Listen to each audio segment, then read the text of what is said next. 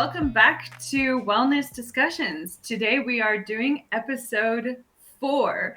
Today's topic is how to get your partner on board with the fertility awareness method. Per the usual, the discussion is between me and Jacqui. Remember that in the description box below, I've linked a whole bunch of information about Jacqui, so you can check that out if you want to know more about her credentials and her background. But I think today we're just going to have a great chat about something that both of us have lived out for many years. So with that introduction being done, I'm going to jump right into it. Jacqui, if you don't mind, I'm going to start with my background to getting my partner on board with the fertility awareness method. And then hopefully you can just jump in and share a bit about your background with getting your partner on board with the fertility awareness method. So first things first is my story is one where it wasn't so much that I was like, yay, fertility awareness method. It was more that I had growing concerns about being on hormonal birth control. Specifically, I was on IUDs for 6 years. I never really wanted to be on IUDs, but a doctor convinced me if I didn't do that, I was definitely going to get pregnant. So I went on IUDs. But more and more I had growing concerns, and it got to the point where I think Ian actually expressed his own concerns independent of my concerns. And for us, it was about when we kind of, not even a lot, but just looked into some of the potential side effects of the pill, some of the potential long-term risks. Both of us were like, no, like we don't want this. And at the time we didn't have like an alternative contraceptive just yet, but we knew that, we want to have kids in future, and this is really important to us, that we can't want to invest in my health. So for us, it was about, okay, no more pill, what then? And that then led to me finding the fertility awareness method, and that was a whole journey. And we'll talk more about that in the video. But that's kind of the big thing, was that I no longer wanted to be on the pill. And then I found the fertility awareness method as an alternative. Yeah, so my story is quite different. I came off the pill a long time ago because I just really didn't like the way I felt. I didn't feel like myself on the pill, and I decided to come off. And because of my natural interest in women's health and women's hormones, I've been researching this kind of topic for a long time. And well before I ever met Alex, who is my partner now, I had read books like In the Flow and Taking Charge of Your Fertility and things like that. So I was very well versed on the cycle and the fact that you don't need to be on the pill to avoid getting pregnant. And so when I met Alex, I was very confident in how that worked, how the fertility awareness method worked. And because I was very stubborn about the fact that I will never go on the pill again, I was kind of like, whenever I meet someone who I want to date, that's me, take it or leave it. Like, I use the fertility awareness method, and that is how that's how I operate. And I think from Alex's side, I explained it to him how the fertility awareness method works. Because I was so confident in it, I think that gave him confidence, and so he didn't really question it. And so I guess my experience is just really learning it well for myself before approaching that conversation with a partner. So it's quite interesting to hear our different stories, whereas you discussed it with your partner and sort of learned about it alongside your partner. Yeah, because that is like, if I had to give somebody a tip, it would not be the way that I did it, because I didn't have that confidence you had. And I really think that if you do have that confidence, if you've equipped yourself with the knowledge of the effectiveness of it, the knowledge of how it works, like you can explain it to someone really well, like you've tried and you haven't tried and tested it, but you've tracked your cycle for a while, you feel very confident in that. Like, that is a much easier scenario, I think, taking to your partner, where I was like, okay, got to figure this out. I don't really know how it works. I've kind of heard of this method. So I think building that confidence in your knowledge and understanding and taking that to your partner is really amazing. Like, for us, we needed to have transition time where you don't yet have that confidence, and I'm still building it. And the months that it took me to learn and feel really confident in my tracking ability, you have to strategize with your partner around, how do we deal with this time? Because I'm not confident right now, but I will be. And I think if someone has a scenario like mine where you need time to build up that information and that knowledge, the confidence still comes from the fact that it's a very effective method. Like, you might not have figured it out just yet, but if you do read about it and you really speak to people who implemented it properly, it's an incredibly effective contraceptive method. And maybe that's something we can talk about now, is just the general understanding of margins of errors with contraceptives in general, and our understanding of that. And to give confidence to that it is a good contraceptive method. I don't know if you have some thoughts on that. I think that the main problem is that in high school biology, we're all taught that you can get pregnant any time of your cycle. When you and have sex, you will get pregnant. You will get pregnant. And guys, you learn this too. I think it's actually particularly drilled into guys that, they can get a lady pregnant at any time of the cycle. And so that creates this fear. There's this constant fear. And I think that's a huge driver towards women getting on hormonal birth control. So I think that's one aspect that we need to understand, is that that's not how our biology works. We have a very specific fertile window that we can fall pregnant, and outside of that fertile window, we cannot fall pregnant. So the sort of the potential error in the fertility awareness method is actually a user error. It's not actually doing the method right. But when the method is done correctly, it is a fully effective form of birth control.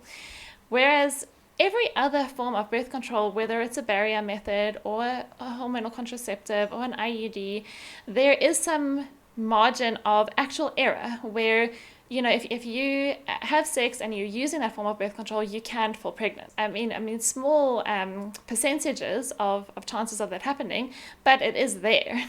I think that's quite important to understand, because probably the main driver behind why people are hesitant, and particularly why partners are hesitant around using fertility awareness method, is because there's this perception that your chances of getting pregnant are higher. I think that's such a massive thing, because like at 21, when I had the conversation with the gynecologist who convinced me it was a good idea to go on the pill, like, even though I understood biology and, maybe I wasn't as knowledgeable as I am now, he really made it seem like I'm definitely going to get pregnant. But then once you start trying to conceive and you have that conversation with the gynecologist, you're going to see how vastly different the conversation is. Because then it's very realistic about how pregnancy comes about, manage your expectations. And I understand if you don't want to get pregnant right now, it's a really big risk. So I'm not downplaying the fact that it is a really big risk and it can be scary. But I mean, you have a small window of about 3 to 7, let's say 7 being, a long fertile window of getting pregnant. You can release more than one egg in that time, but you're not going to ovulate more than once in your cycle, unless obviously you have some physical abnormality whereby, I don't know, you have 2 uteruses and ovaries and 2 of everything. But you have that window where you're going to get pregnant. And even in that window with 2 perfectly healthy individuals having sex, it's still not 100% you're going to get pregnant. Then a lot of the times the gynaes give stats for that, and they say 2 perfectly healthy people have about a 25% chance of getting pregnant each cycle, which is low. I'm just quoting a stat that was told to me by a doctor. I'm not quoting it off of anything else. But again, even if that does fertilize, there's still a high chance that that might be a chemical pregnancy. It might not be a pregnancy that progresses. And it's actually really not that easy to get pregnant. So I think it's really important that we address that fear and this perception that if I have sex, I'm going to get pregnant, and be realistic about what is the risk. Yeah, it's huge. If you don't want to get pregnant right now, it's I get you, it's huge. But like, what are the odds of it happening? Even if you do go in that window perfectly to healthy people, you know, all of those factors, to just kind of put your mind a little bit at ease. And I'm not saying this as a leeway for people to just like go out, have sex any time of your cycle, it'll be fine. That's obviously not what I'm saying. Back to the thing of just it being a user error, is if you can determine your fertile window and obviously decide what you're going to do in that window, because you can't just determine it and then carry on having sex. Like that's not a contraceptive method.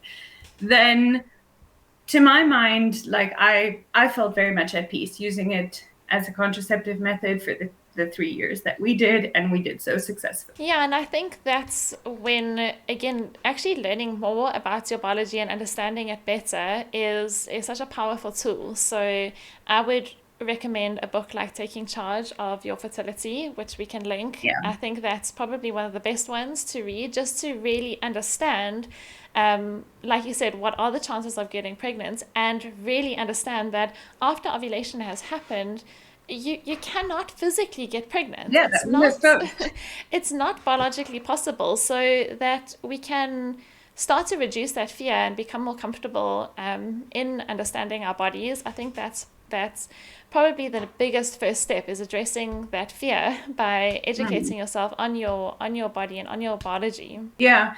And I think a big confidence in the fertility awareness method, or something that I love about it, is that the margin of error is my margin of error. Like I can, how big or small we make the window outside of, you know, the fertile window, like what kind of risks we take are entirely up to us. Where if you're taking a pill, if you have an IUD, if you're using a barrier method, a lot of that, okay, the pill is obviously a lot if you make sure to take it every time, same time every day, all that stuff. But a lot of it is when they fail, when people get pregnant on those contraceptives, the actual thing failed. Like it's not like you did something wrong. Like you did what you were supposed to do, but there's still a margin of error. And someone who is an IUD baby, I'm very much aware of the failure rate of contraceptives. Like my parents wanted a bit more of a gap between me and my sister, but no, they got an IUD pregnancy. So, and I mean, that was terrifying because they couldn't safely remove the IUD. So it lived with me in the womb, and it was a risk throughout the pregnancy. So now not only do you have an unplanned pregnancy, you have an unplanned risky pregnancy that you have to now deal with. Whereas the fertility awareness method, this is going to sound so crude, but at least if you get pregnant, there's not that like added risk of like, oh, I got pregnant like while having this thing in me, or with all those hormones from the hormonal contraceptive and so forth. Because again, it's our margin of error, and it's how we prevent pregnancy from happening. Yeah, and I think that's why when people transition to the fertility awareness method, what makes them feel most comfortable is usually to put a bigger margin of error. Yeah. So assume that your fertile window is a bit longer, and then you can abstain or use a barrier method or some alternative during that time. But as you become more comfortable in the method, you can really refine it and really identify that fertile window more exactly. And yeah, like you said, it's in your hands, and that I think can give women a lot of confidence. When we first started using it, I didn't have confidence. Firstly, I didn't know a lot of people using it. I knew people putting their period in an app, but putting your period in an app is not the same thing as the fertility awareness method. We can maybe cross that bridge. But I didn't really like. Maybe I knew like 3 people. But the point was I had to build that understanding, that awareness. So my room was pretty much the whole cycle, actually. I was still wanting to look at maybe using barrier methods and so forth, not to give too much detail about what we did, but the more I got confident, the more that window became smaller and smaller. And I think towards the end, it was down to the really like the kind of 5 days that I was fertile that we would ensure that we either abstain or use a different method. I think maybe I should just clarify here. If you're using the fertility awareness method, if you use a method within the fertile window, then technically the failure rate becomes whatever method you're using there. So if you choose to use the barrier method in your fertile phase, like when you can get pregnant, the error there is, is your condom going to work? That's what it's going to come down to. And they have their own failure rate depending on which brand you bought and how you stored it and all of those things. So if we're strictly speaking about the fertility awareness method, then you would typically abstain or not have sex in a way where sperm can enter, where the egg's going to be. We would choose to use the barrier method and take that risk and just shorten the window and close that window up as I got more confident. So what I see happening now more and more is that women are getting drawn to this idea of fertility awareness method. I think Instagram has been a great platform for people sharing their great experiences with, living more in sync with their cycle, and the messages around the side effects of the pill are getting more widely distributed. So there's a lot of women who are quite excited to transition into fertility awareness method. But I have heard quite a lot of feedback from women, and I think you have as well, that they're having difficulty getting their partners on board with this decision. So let's start to chat about how women can approach that conversation.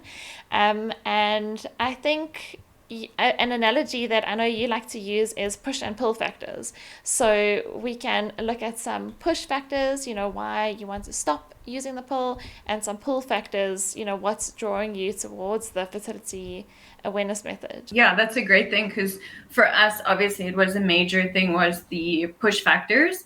And I have several people in my life where when I told them that this was our chosen method of contraceptive, would make comments like, oh no, I could never get my partner on board with that. Like, they would definitely not be okay with that.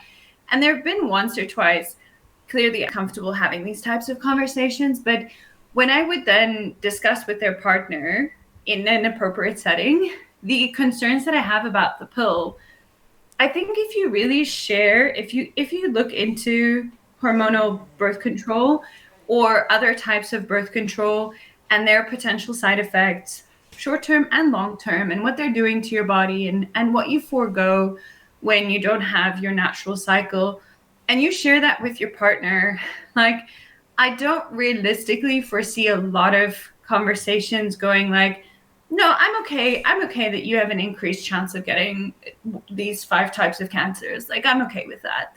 It doesn't bother me.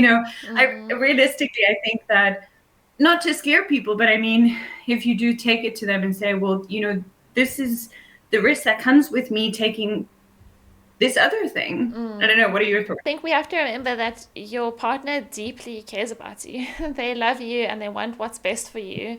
And so I think, approaching it in that way of saying, look, I want to come off the pill for these various reasons. I think something that is probably one of the most prevalent reasons women choose to come off the pill is depression.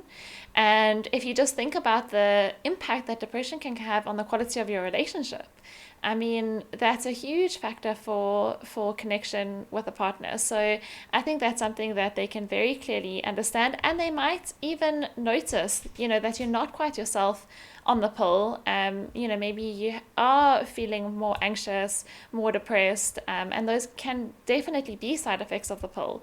So from that point of view, I think your partner really wants what's best for you, and they can see how, you coming off the pill not only makes you a happier person, but actually benefits the relationship.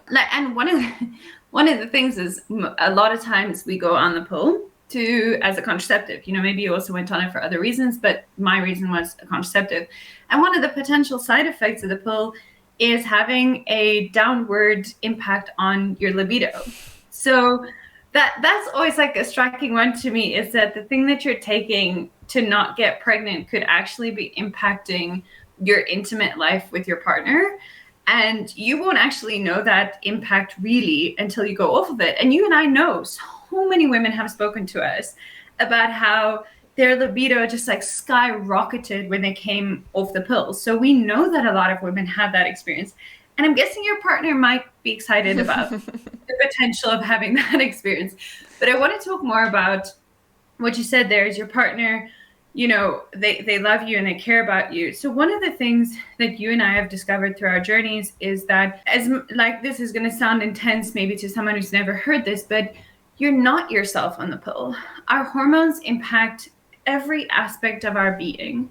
So when we're altering them, they are altering things within us. They're altering not just our physical state, but they're altering like our psychological state, our moods, our approaches to certain things. And maybe you can talk more about the valuable book, because I think you've read all of it and I've only read some of it. But just that awareness that when you stop taking hormones, you come back to more of you. And it might be a bumpy ride in the beginning as you're coming off the pill, but I also think that your partner wants to have some assurity that you are all of you. The decisions you're making are coming not from a space of your hormones being altered, or the way that you're approaching things, or the depression that you mentioned, or the anxiety, or a lot of the other potential impacts that the pill has. Yeah, a book that I would highly recommend people read if they're interested in how do your sex hormones actually impact your brain and your personality is the book is called Your Brain on Birth Control by Dr. Sarah Hill, and she also has a great TED Talk on YouTube that I would recommend watching, and that's something you can maybe watch with your partner to really understand the impact that it's having on your personality.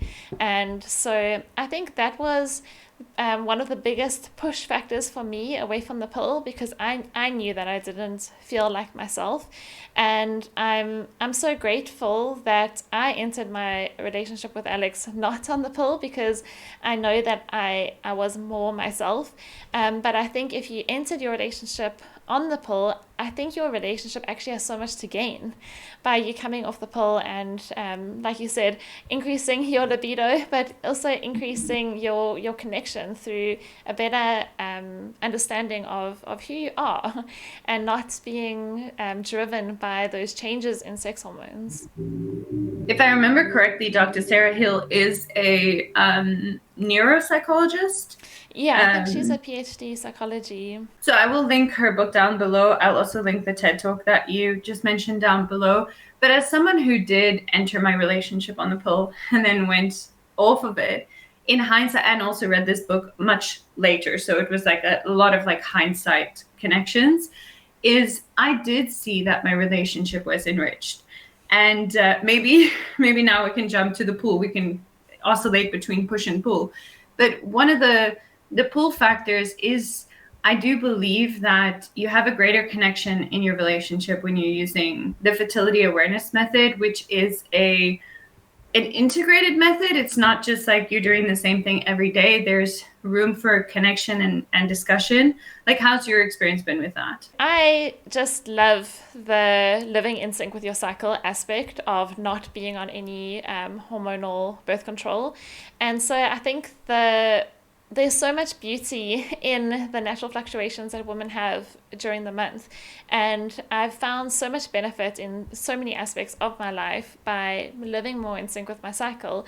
And my relationship is one of them, because as women who live in sync with their cycle might experience, in your luteal phase, you're more creative, maybe more fun, a little bit more playful, outgoing, whereas in the follicular phase, you might be more intimate, intense. There's differences, and both those two aspects of yourself play into your relationship. You can have different experiences, both intimate but also just in terms of communication, and I think there's so much benefit to that. Whereas when you're on the pill, it's flatlined.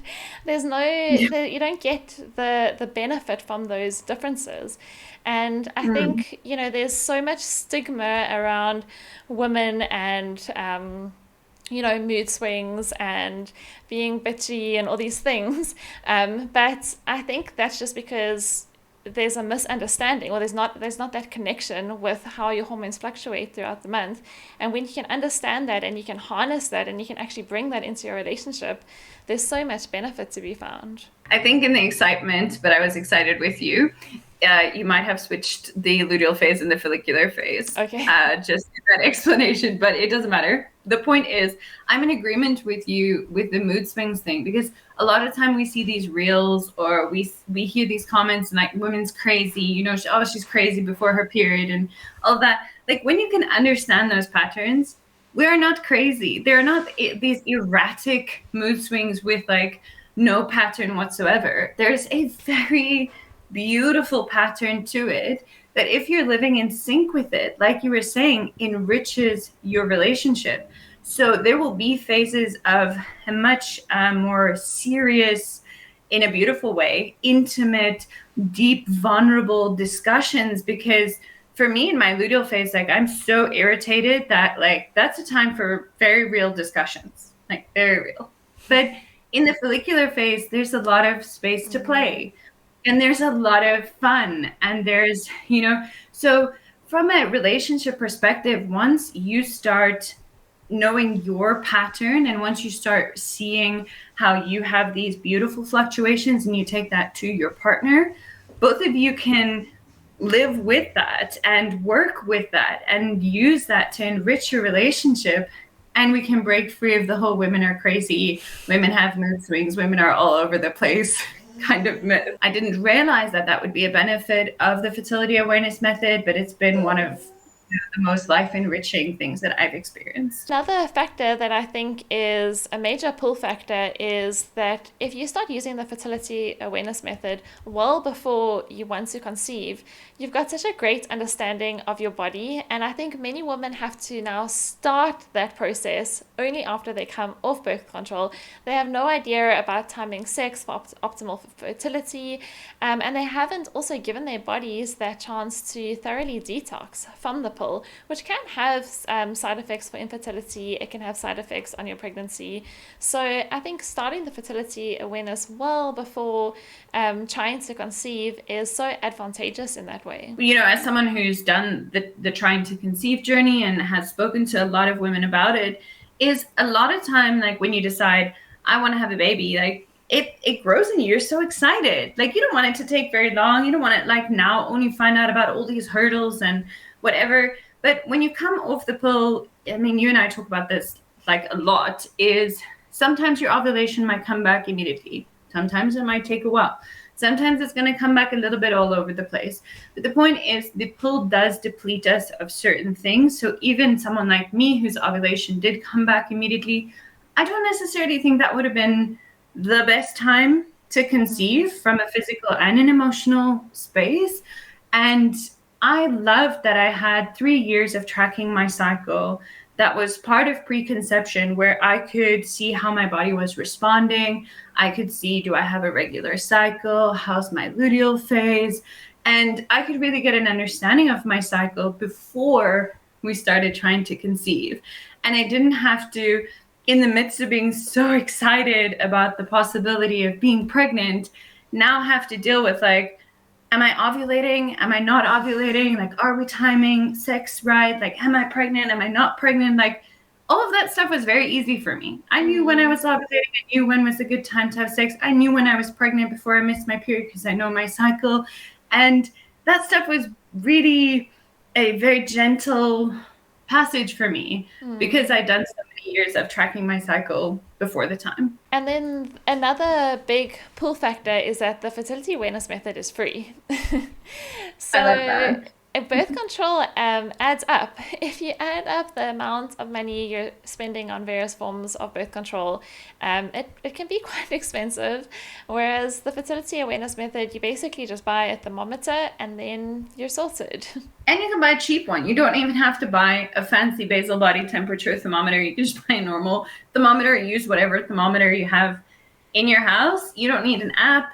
You don't need a paid subscription. You don't even need to buy any of the books that you and I have read. I read those books after the fact. Like, there are so many free resources. You really don't need to spend any money getting confident doing this. Like, this is one that you can do. Literally, the only cost would be the thermometer if you don't already own one. So I think that's pretty cool. Yeah, so I think with it being free, maybe the only potential barrier to entry is the learning curve.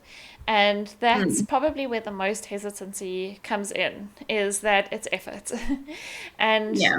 yeah, I think it's effort for women to learn about it. It's effort to track every day. It's effort to have to think more carefully about, you know, the timing of sex. I think that's maybe a barrier to entry for many people. I don't know how to approach that, besides I just tell women how worth it all is. But what has your experience been in chatting to women about that? I mean, I think it like that is definitely maybe a deterrent. Like some people have said to me like, "Oh, no, I don't want to go through all the effort of learning that." But I'm also like, if we really weigh up effort, the time it takes you to go to the shop to refill your prescription, or the time it takes you to deal with the other stuff, like other hormonal birth controls don't come at no expense to you. Like they are, and like if you've heard stories about someone having their IUD put in, like I'm going to do the effort. I'm going to watch that YouTube video and listen to that podcast before I do that one. That one sounds really hectic. So I think like, there's nothing that's not going to be a little bit of effort from your side. And the benefits that you gain from it are so wonderful. And it's really not that intense. Like how much you decide to learn is completely up to you. Like you can just do the basics. You can just do the basics of when am I going to get pregnant? When am I not going to get pregnant? You don't have to be like you and I, who are extra nerdy and read all the books and did all the things because we just became excited by it and we wanted to know more. So one of the things was when I first started doing it, I did it purely as a contraceptive. So I knew the basics. And I used an app to keep my data because that seemed like the easiest way to do that. But the more I went down my health journey, the more I realized that my cycle is an amazing indicator of my health. And I realized that I wanted to use those metrics in much more detail. And I wanted to do a lot more living in sync with my cycle, which is when I upped it a notch. That's when I, listened to In the Flow, or I engaged with a lot more content. I got a lot more intense about how I track my cycle and my journaling. So you don't have to do it to the extent that I do it. You can do it to whatever extent you want to engage with it, and you can put in as much effort as you need to just learn it. So to just learn it, I don't think is a lot of effort. I got very excited about it and went down like a whole train of things with it, but you don't have to do that. And I think if you're just learning it, like even now, it takes me the detailed journaling I do, and I really do put a lot of detail into my journaling. It takes me like 5 minutes a day max. And that's mostly waiting for the thermometer.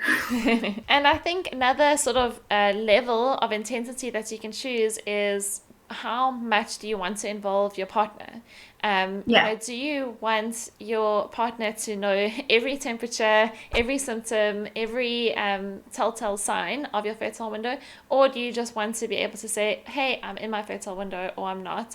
And that'll depend on the relationship and how interested your partner is in all of it.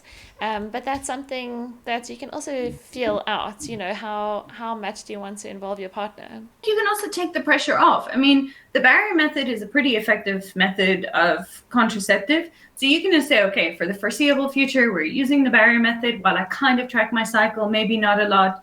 I'll just take notes. Instead of taking your temperature every day, you take it every few days, and you kind of like get a feel for it, see, and so forth. Like you don't have to jump all in and put so much pressure on like knowing the first cycle, like when am I ovulating? You can really say, this is going to be stressful for me if I do it that way. So what is a way that I can do it that removes that stress from me? What's a way that I can do it that's fun?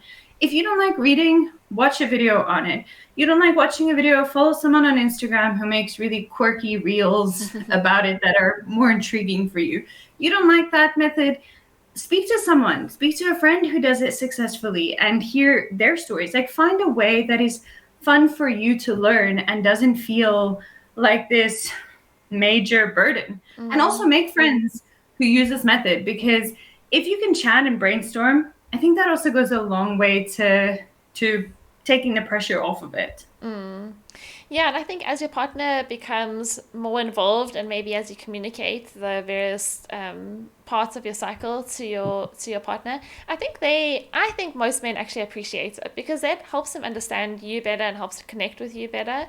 And I think men pick up on a lot more than we realize because I know with Alex, he knows when I'm in my fertile window, and I don't even have to tell him because I think a big part of that is, when we ovulate, or before we ovulate and we're the most fertile, there is definitely some element of more intense attraction between partners. It's just how it works.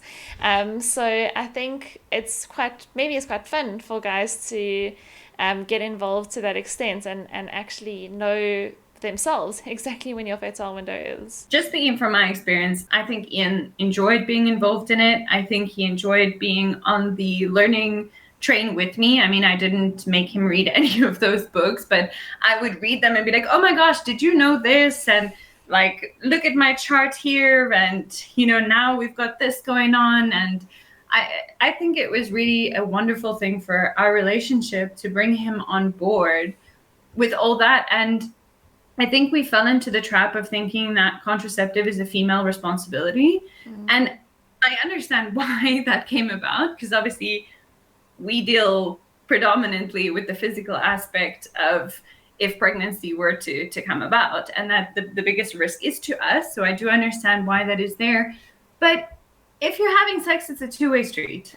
It's two people that need to take responsibility for it. So maybe they won't be overly excited about it in the beginning, but I think your enthusiasm is probably going to determine their enthusiasm. If you go to them like, ugh, we have to sit now and look at my cycle, like, it's probably not going to be that of an excite. But if you're like, hey, I learned this about my cycle. Look, I figured this out. I can see like I've got this rise over here. Like, this is really cool. I really like that I can see that. If you take that to your partner, that's infectious. Like, I'm excited if someone speaks like that to me. I'm like, yeah, wow, that's really cool. Yeah, yeah, exactly. I think that the way you approach it, that's a good way that you've said it, your mentality around approaching it can make the biggest difference. One of the things I did want to talk about is because this was something I hear often, and I think I just want to address it, is the whole like, if you say, oh, I want to do the fertility awareness method, and someone goes like, oh, my friend so-and-so got pregnant doing that. And like, that's so irritating for me because a lot of the time, if we speak to friend so-and-so did not do the fertility awareness method. Friend so-and-so did things that result in pregnancy and told you that they did the fertility awareness method, where either where people think that putting your period in an app is doing the fertility awareness method. It's not. An app is purely a way to keep information and to show you information, but it's not the fertility awareness method. Or a lot of people understandably lie about how pregnancy came about because of the shame around unplanned pregnancies.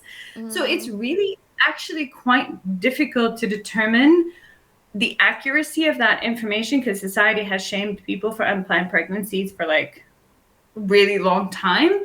So you do have to wonder what really happened. And also, is it appropriate to pry? Like, is it really appropriate to ask someone detailed questions about how their pregnancy came about? So that's one of the things that, like, I don't know if you've had any experience of like those types of comments. Yeah, I've had a direct comment like that from a gynae. So when she asked me what form of birth control I'm using, and I said fertility awareness method, she's like, "Oh, I'll see you soon. You'll be pregnant." And yeah, it's just so frustrating because I think women should be getting empowered with this knowledge and not, Yeah. not shunning it off as a joke because Yeah. a real and effective form of birth control. It's not it's not some silly method that we're making up here. So I think I hope more gynecologists come around and actually empower their patients with this knowledge. And yeah, when someone got pregnant, like you said, using the fertility awareness method, I guess if you haven't use the method right in terms of understanding the symptoms properly, I mean, it is possible, but that's why, like we said in the beginning, you usually create a larger margin for error and move that down as you feel comfortable. But again, if you're using it correctly and actually tracking when your fertile window is and not having sex during that fertile window, then you can't get pregnant. So I think, like you said, maybe there's some misconceptions that using an app or using the rhythm method is the same as the fertility awareness method, which it's not. The fertility awareness method is a very specific way of tracking 3 different biomarkers that can help determine your fertile window. It's not a prediction by an app. I also laughed because I had a doctor once ask me, it was a general checkup, you know, they always ask women, like, can you be pregnant? And I was like, no. And then asked me what kind of contraceptive, and I told her, and she's like, oh, okay, so you don't mind being pregnant. So I was like, okay, it's fine. Like, I don't need to have this conversation with you. Like, I feel fine with what I'm doing. And I know that this is not like a fair thing to say, but I know so many people using the fertility awareness method and have been using it for years. And I don't know any of them with an unplanned pregnancy. Not like I don't have a single friend who has an unplanned pregnancy from having used it. I have lots of friends who have unplanned pregnancies, but they're very honest about how that came about. They were willing to take with their partners. And as you said, you are an IUD baby, so Exactly. So when people say they're using the IUD, I'm like, oof, okay. Shame. Yeah, so I think the important thing to discuss with your partner, to bring it back to the topic of today, is the myths, the misperceptions. Like, find information that's credible, speak to people who've been living this out. And I don't think like guiding these big decisions from a fear-based space is helpful. And to be honest, a lot of women say to me, like, they just avoid the topic with their gynae. Like, I have friends who literally lie in those appointments, just saying they're fine to get pregnant, just to avoid having those judgmental comments made. And that's very sad for me that happens, that you have to deal with someone making these harsh judgments and comments that are difficult because you're paying for that appointment in most countries as well. So, but you have to respect the gynecologist's toolbox is pharmaceuticals. That's what they know. That's what they trust. So they are going to mistrust something that they have no control over. They don't know how you're implementing it. And you don't need your gynecologist to validate a decision you're making for your body. Your gynecologist does not live with the consequences of the hormonal contraceptives you do or don't take, or the IUD you do or don't take, or how you do the fertility awareness method. You and your partner live with those consequences. So I don't actually think other people's opinion matters much in the decision you're making. But I am saying that with full empathy, that it's tough. It's tough to hear those comments. It's tough to, like, and you and I have heard them a lot. And like, I'm quite feisty, so I'm just like, cool story. Yeah. So yeah, maybe that's a conversation to have with your partner, is to say, this is our decision. Other people might not agree with it. Other people might have fears and concerns. It's not our responsibility to convince them. It's to feel comfortable with the choices we make. Yeah. And whatever you need to feel comfortable with your choice, and whatever your choice is gather that information and say, this is what we're doing, and we're good with the consequences thereof. Yeah. And again, I can only imagine that kind of conversation bringing you and your partner closer. So Right? there's just so much benefit in having those conversations, in having more difficult, more intense conversations. I think it's only a benefit to the relationship. I have not had a single downside to using the fertility awareness method. I have a partner who is very data orientated, who, didn't need me to convince him with stats. It was just conversations, ongoing conversations, and living out what we were doing and having continuous conversations about what we're doing and how I'm learning and how they're learning about me. And that's been really, really beautiful. I think we've covered some great ways that people can approach the conversation with their partner. But obviously, if you have any other concerns or questions, then we are happy to discuss them if you leave them in the comments. I think it's just important to use it as a way to connect deeper in your relationship, the conversation with your partner, and figure out what's going to work for everybody. And yeah, if anybody's got any questions, anything we didn't cover, I know that we got some questions on Instagram that relate to addressing postpartum using the fertility awareness method and the discussion of a vasectomy versus the fertility awareness method. I think that maybe we just leave that for another day, because those are quite great topics that you and I can discuss in another discussion, if you're good with that. Yeah, I think so. Okay, great stuff. We're going to link the resources that we spoke about. And just a reminder to let us know what discussions you do want us to be having, if you've got any questions. And we'll continue to have these discussions. And we hope that you find them valuable and interesting. Thanks for joining us. Thanks, everyone.